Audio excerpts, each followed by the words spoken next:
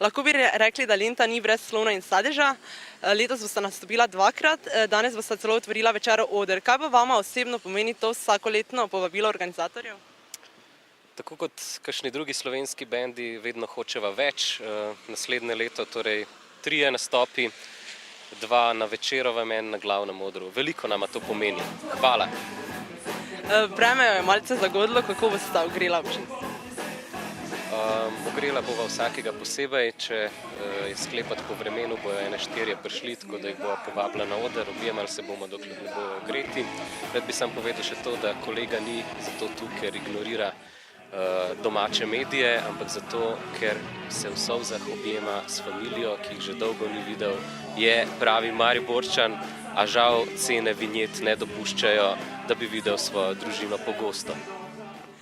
Glasbeniki so znani po tem, da se pred koncerti radi sproščajo z alkoholom. Katere pa so vajine sprostitvene tehnike pred nastopom, morda kozarec mleka ali 2? Tako je.